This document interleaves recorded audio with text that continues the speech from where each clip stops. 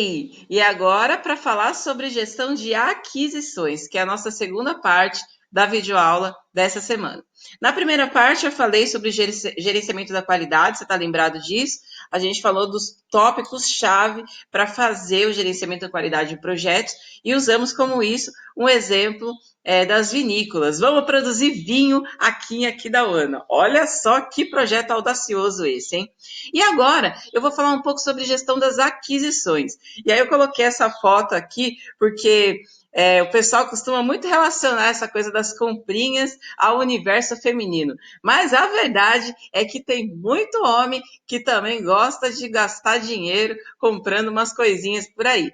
Agora, essa decisão que de repente a gente toma nas nossas vidas de fazer a compra de alguns produtos, muitas vezes supérfluos, né? Não necessários, e que a gente poderia deixar um pouquinho lá para frente, é muito perigosa quando a gente toma a decisão num contexto de projeto. Então, imagina só você na sua vinícola, aqui em Aquidauana, tentando produzir o seu vinho originalmente sul-mato-grossense, pantaneiro. Se você quiser, de repente, achar uma embalagem, uma garrafa, né, um envasamento para o seu vinho, que tenha todo um trabalho ali, né, todo bonito, cheio das ondinhas, uma garrafa super diferenciada, e aí vou comprar essa garrafa porque eu achei bonita e ela vai valorizar o meu produto. Beleza, você compra, né, 4.000 garrafas dessa para você engarrafar o seu vinho produzido aqui em Aquidauana. E aí as pessoas, aí você põe o seu vinho lá, né, e fala, vou cobrar tanto pelo vinho. Põe na prateleira para ser vendido, as pessoas falam, nossa, mas por que é tão caro assim? Porque essa embalagem maravilhosa que o vinho tem, aí o indivíduo é capaz de virar para você e falar assim, pô, mas eu vou beber o vinho, não vou beber a garrafa, né? E tem razão. Por que eu estou colocando essa situação? Muitas vezes a gente, no gerenciamento de projetos, principalmente na parte de aquisição, a gente se vê ali tentado a repetir nos projetos os comportamentos que muitas vezes a gente observa nas vidas pessoais dos indivíduos. Então é lógico que todo mundo quer do bom e do melhor, mas a gente precisa se atentar àquilo que atende à necessidade do projeto prioritariamente. Tá certo? E aí entra uma discussão que está alinhada com a videoaula anterior que falava sobre gestão da qualidade. Muitas vezes as pessoas ouvem esse tipo de coisa e pensam o seguinte: é isso mesmo, tá certo. Então tem que comprar o mais baratinho mesmo. Não importa se ele é bom, se ele vai quebrar logo, se ele é bom e tal. Não é isso. Não é isso, tá? Como a gente falou na videoaula anterior, aliás, na primeira parte dessa videoaula, é muito importante que a gente tenha assim, em vista todas as normas e os padrões e requisitos que existem para aquele determinado tipo de produto, para que a gente possa atender esses requisitos e não infringir a lei. Isso é muito importante. Existem muitos casos, famosos inclusive, que você deve ter acompanhado pela televisão, pelas mídias sociais, de projetos nos quais os responsáveis, os gerentes de projeto, utilizaram insumos de péssima qualidade que não atendiam um padrão mínimo estabelecido pelas convenções vigentes aqui no Brasil e que, infelizmente, acabaram resultando, inclusive, em morte. Então, não é disso que a gente está falando. A gente não está colocando aqui a necessidade de você sempre buscar aquilo que é mais barato e, consequentemente, possa ser de qualidade aquém. Não é isso.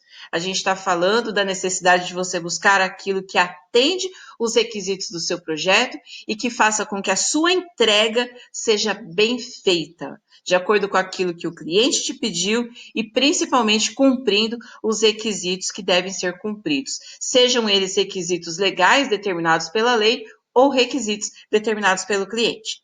E nesse sentido, você precisa então comprar, adquirir os seus insumos dessa forma também. Então, sabendo que você tem uma especificação XYZ da rolha que você vai usar para fechar, para vedar a garrafa do seu vinho, você vai adquirir aquela rolha com aquela especificação, que foi definida por padrões, por regras pelo cliente, ou ainda por um especialista da área. Então, não cabe a você, comprador, por exemplo, falar, ah, não, vou levar esse aqui que está mais baratinho, de forma alguma. Então, quando a gente está fazendo o gerenciamento das aquisições dentro de um projeto, a gente tem que entender que essas aquisições, elas vão abranger algumas dimensões. Então, a gente tem a parte de compras, propriamente dita, que é comprar mesmo os itens todos que serão utilizados, mas a gente também tem a parte de gestão de contratos. Por quê? Porque, principalmente em relação a serviço, não necessariamente a nossa equipe, a nossa empresa, vai fazer tudo aquilo que está previsto no projeto. Muitas vezes a gente precisa fazer a subcontratação. Então, a gestão de contratos também está abrangida nessa área de gerenciamento de aquisições. E ainda, se a gente vai precisar fazer algum tipo de locação, ou seja, a gente vai precisar alugar algum tipo de estrutura para dar vazão a alguma necessidade do nosso projeto. Então, a gestão de aquisições pega tudo isso, a parte de compras, gerenciamento de contratos e também de aluguéis, de locação. E aí, a gente vai entender que é preciso, nesse sentido, preparar contratos e propostas. O que significa isso? Fazer negociação com os fornecedores para que eles possam cumprir aquilo que nós precisamos, aquilo que nós demandamos deles, selecionar fornecedores. Ai, mas o que é isso? Vamos já falar de seleção de fornecedores daqui a pouquinho, mas só para você ter uma ideia, não é qualquer um que pode vender tudo aquilo que a gente quer, né? Administrar o fornecimento, então regular essas questões de estoque, né? E também de utilização dos insumos, utilizando metodologias como Just in Time, Kanban, First In, First Out, que são muito empregadas, e você deve ter estudado isso lá na logística, né? Nas disciplinas de logística. E fazer o encerramento administrativo, que é, de fato, dar as baixas daquelas operações que você está gerenciando, seja em compras, em contratos ou em locações. Desculpa pela tosse. Bom, em relação ao planejamento da aquisição, a primeira coisa que a gente precisa pensar é se eu vou ter que comprar ou não, né? E aí, muitas vezes, se eu vou ter que comprar ou não ter que comprar, é uma decisão simples. Não, não é uma decisão simples. Por quê? Esse já é uma decisão que tem origens lá numa discussão sobre estruturas organizacionais e como que a empresa ela se relaciona com o ambiente externo. Então, assim, a gente sabe que dentro de uma empresa não existem todos os recursos necessários para executar um projeto. Às vezes você não tem mão de obra suficiente, às vezes você não tem o equipamento X, o material Y, o dinheiro de tanto. A gente sabe disso, né? E aí a gente precisa pensar o que é que a gente vai terceirizar, ou seja, o que a gente vai comprar de fora, e aquilo que a gente vai produzir internamente, que a gente vai se virar, vai dar o nosso jeito, tá? Então, essa decisão entre comprar e fazer é a decisão entre você adquirir um produto ou você, um insumo, ou você produzir esse insumo internamente. E aí, a gente precisa pontuar, e esse quadro nos ajuda a fazer isso. Esse quadro ele vem lá do capítulo do livro que eu pedi para você ler, tá bom? Então, o que é que eu, a princípio, eu faço dentro do meu projeto, dentro da minha empresa, e eu não terceirizo, eu não compro de fora? Todos os processos que envolvam de alguma forma sigilo, ou seja, eu não quero que ninguém saiba disso, que eu tenha mão de obra disponível, que eu não tenha, aliás, fornecedores externos confiáveis que possam me dar, fazer entregas no prazo, cobrar preços justos e de acordo com os requisitos, outros requisitos. Eu também posso decidir fazer internamente tudo aquilo que eu tenho, de alguma forma, controle mais fácil sobre o processo. E se eu tiver alguma capacidade ociosa na empresa? Então, eu tenho, de repente, uma linha de produção, eu tenho uma pessoa, empregados que estão ociosos, então eu posso utilizar esse recurso também para fazer, ao invés de tomar esse serviço de fora, tá certo?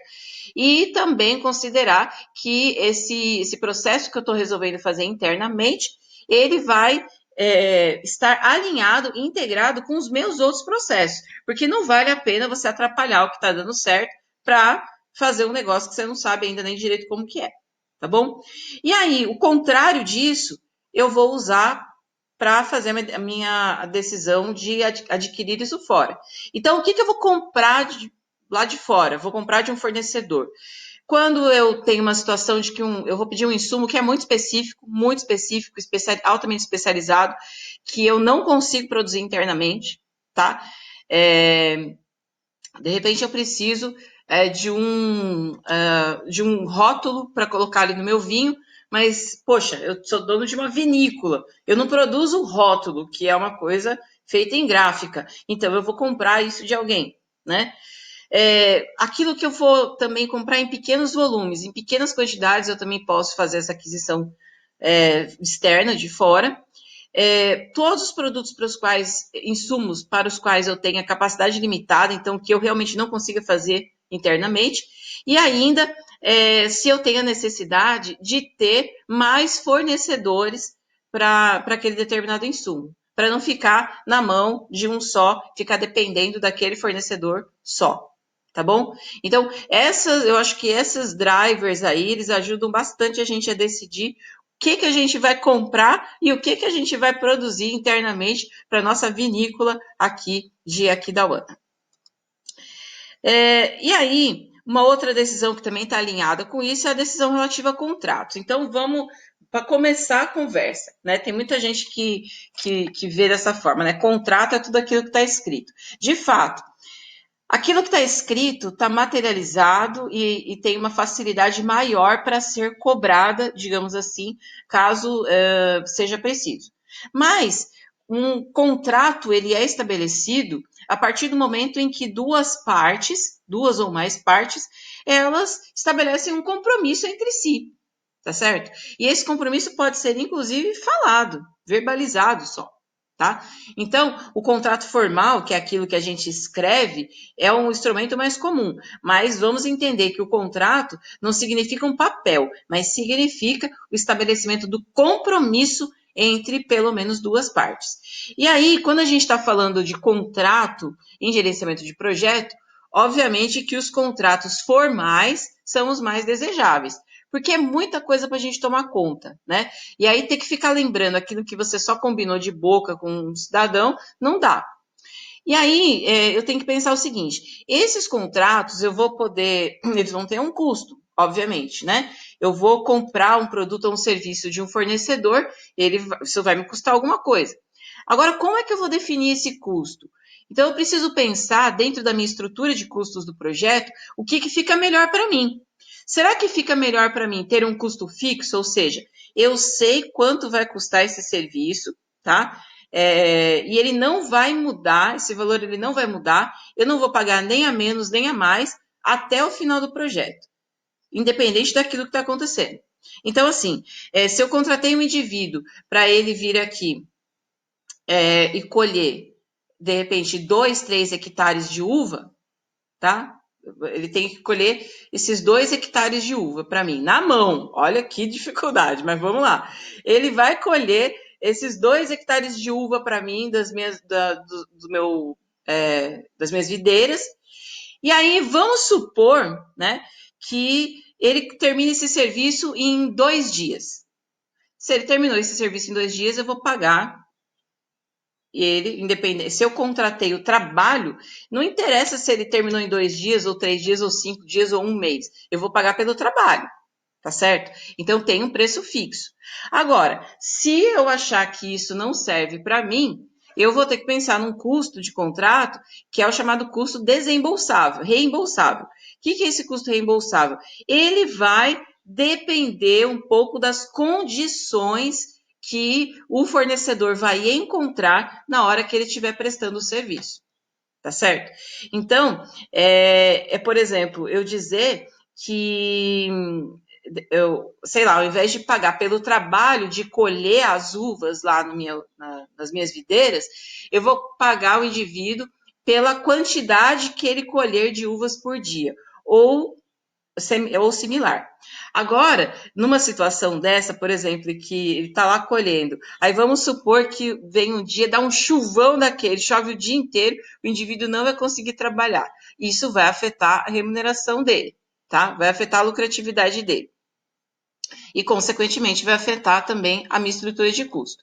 Então, é uma escolha do que a gente prefere. Se a gente prefere ter um valor fixo, que eu sei que é aquilo que não vai mudar, ou se eu prefiro ter um valor reembolsável, que aí eu vou sofrer com variações ao longo do meu projeto, tá certo?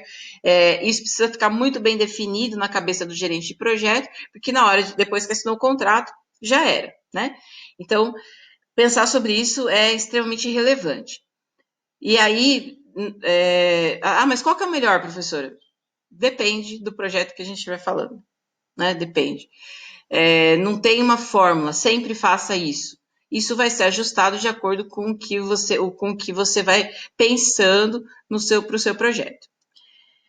E aí, outro ponto aí que eu gostaria de salientar contigo é a questão das propostas, né? Porque assim, você faz um contrato com o fornecedor a partir do momento que você selecionou esse fornecedor e você aceitou a prestação de serviço dele, tá certo? Só que como é que você vai conhecer esse serviço dele? Você vai conhecer através das propostas que ele vai te enviando.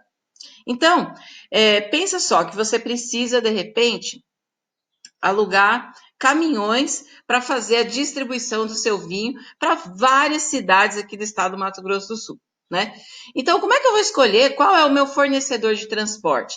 Eu vou solicitar para ele propostas, cotações, vou pedir para ele, olha, assim, a gente precisa de tantos caminhões, para esses caminhões rodarem, de repente, tantas vezes por dia. Ó, minha webcam não está me espionando, apareceu ali, mas não é não. Né? Quantos caminhões eu vou ter, então, voltando, que utilizar? Quantos caminhões eles vão rodar por dia? E quanto vai ser o custo disso? Eu vou pedir isso para o fornecedor e aí ele vai dizer para mim o que ele oferece, tá certo? Então, uma forma de fazer isso é solicitar cotação, outra forma de fazer isso é fazer as práticas de tomada de preço e também as cartas convite, né?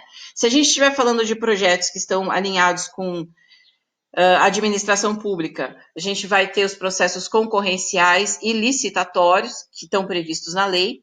E aí tem os dois lados, né? Se você é gestor de um projeto público, você fazer cumprir esses requisitos da lei. E se você é uma empresa que está interessada em participar da concorrência ou de uma licitação para um projeto público, também como que você tem que atender esses requisitos para poder se qualificar como fornecedor desse projeto, tá certo?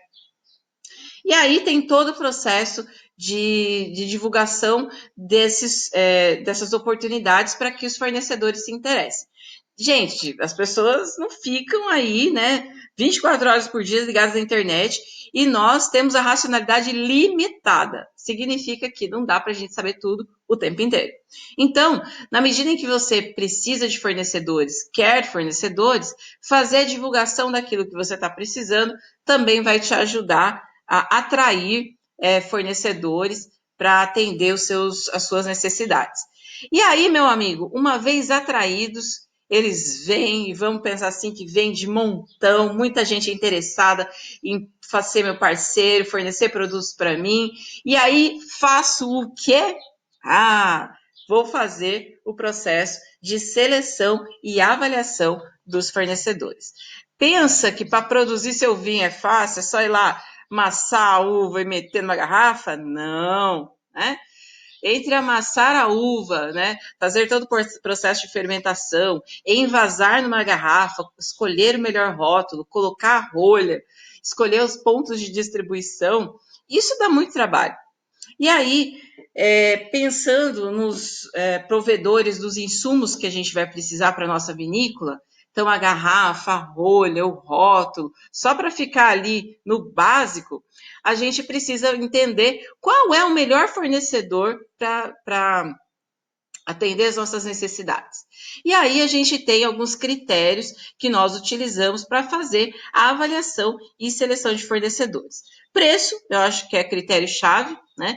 A gente sempre procurar, olhando os padrões de qualidade similares quais são os preços que são oferecidos, então é preciso olhar para aquilo que as pessoas estão cobrando por aquilo que nós estamos querendo, quais as garantias que esse fornecedor oferece, então se deu problema com o produto, eu vou substituir, eu vou trocar ou não, o problema é seu, se der problema eu não vou substituir, não vou trocar nada, tá certo? Eu tenho aí, digamos assim, assistência técnica sobre aquele produto ou aquele serviço, enfim. Então, essas garantias são extremamente importantes. Quais são os riscos que esse fornecedor nos representa? É um fornecedor único? É um fornecedor que costuma atrasar na entrega, que costuma ter reclamação de outros clientes? Então, analisar este perfil de fornecimento da proposta é muito importante para a gente identificar os riscos existentes e, se existem, vão ter, né? Sempre vai ter alguma coisa. Mas dizer assim, até que ponto a gente está disposto a correr e aceitar esse risco também. Entender as necessidades, então saber aquilo que você precisa para não comprar aquilo que também não deve, né? Que vai ficar mais caro. Qual é a capacidade técnica desse fornecedor? Então, é sempre importante você solicitar para ele atestados de execução, documentos, certificados que comprovem que ele sabe o que ele está fazendo, tá? Capacidade administrativa. Então, como que esse fornecedor está organizado? Ele tem uma equipe de vendas, ele tem um escritório, ele tem políticas de vendas, de qualidade, de devolução, de troca explícitas e bem explicadas, tá certo? Isso é muito importante porque vai dando credibilidade para o fornecedor também. Se esse fornecedor ele tem algum tipo de certificação de qualidade, certificação do tipo ISO, né? ISO 9000, eu coloquei aqui 9000X, porque tem várias certificações ISO 9000, 9001, 9002, 9003 e por aí vai, né? Tem as ISO 14000, enfim, tem uma infinidade de certificações aí, é bom a gente olhar se o fornecedor tem essas certificações. Capacidade financeira, então esse fornecedor, ele tem dinheiro para produzir aquilo que a gente vai comprar dele, ele paga direito os seus empregados, ele paga os seus fornecedores de forma correta. Então, um indivíduo que tem saúde financeira, ele também vai transmitir maior segurança para quem está comprando dele. As empresas que não têm saúde financeira, a gente já fica um pouco com o pé atrás. Direitos de propriedade dos resultados, inclusive intelectual. Então, se você está comprando algum produto ou algum insumo que aquele fornecedor diz que é exclusivo dele, exija a patente desse produto, porque só através da patente, da carta patente, é que você vai saber se ele realmente é dono daquele produto ou se ele não está copiando e se aproveitando de alguém de forma indevida, tá? E aí, se você utilizar desse produto que é comercializado de forma indevida, você em algum momento pode até ser responsabilizado por isso também, super sério, problema super sério. Cláusulas de vigência e datas de entrega. Isso aí é questão de contrato, né? Então, você olhar para outros contratos que o fornecedor já tenha estabelecido com outros clientes, vai te dar a ideia daquilo que ele costuma estabelecer com essas partes. Então, essa coisa assim de, olha, a gente entrega em uma semana, cumpriu a entrega, né, dentro de uma semana, isso é muito importante. Mas isso é um requisito que, antes de assinar o contrato, a gente tem que se preocupar e tem que olhar, né? E, se possível, conversar com outros clientes desse fornecedor para eles darem feedback também. E as cláusulas de rescisão e penalidades. Então, vamos supor que você tenha contratado, comprar aí 4.000 garrafas para envasar o seu vinho da vinícola aqui de Aquidauana. E aí você não vai conseguir produzir o volume de vinho para caber nessas 4.000 garrafas que você comprou. E aí você pensa, eu vou ver se eu vou conversar lá com um cara para ver se ao invés de comprar 4.000, ele me vende só umas 2.500 e aí a gente não fica com esse estoque de garrafa parado aqui. E aí o cara vira para você e fala assim, não, mas sim, se você descumprir o nosso contrato, prejuízo é teu, o problema é teu. Você falou que ia comprar tanto, é tanto que eu vou vender. Então, olhar para as cláusulas de rescisão e penalidades é olhar justamente para as condições que o teu fornecedor oferece se acontecer algum imprevisto ou não, se você simplesmente mudar de ideia e quiser mudar as regras do jogo. Então, esses critérios aqui são critérios que são bastante interessantes e que nos ajudam a definir melhor qual é o fornecedor que nós vamos escolher para obter os insumos do nosso projeto. Bom, eu espero que isso tenha te ajudado aí de alguma forma a entender melhor como que funciona o gerenciamento da qualidade e o gerenciamento de fornecedores dentro do contexto de projetos. E qualquer coisa, me escreve, me manda um WhatsApp, me manda um e-mail, tire essa dúvida, não fique com ela, tá certo? E é isso aí. Por hora, bons estudos para você. Continua firme aí, né? Já estamos na metade do semestre. E aí, daqui a pouquinho, a gente já está fazendo nossa avaliação e dando continuidade a essa disciplina, mas aí mais da metade já para o final, tá bom? Um abraço para você e até a nossa próxima videoaula. Tchau, tchau!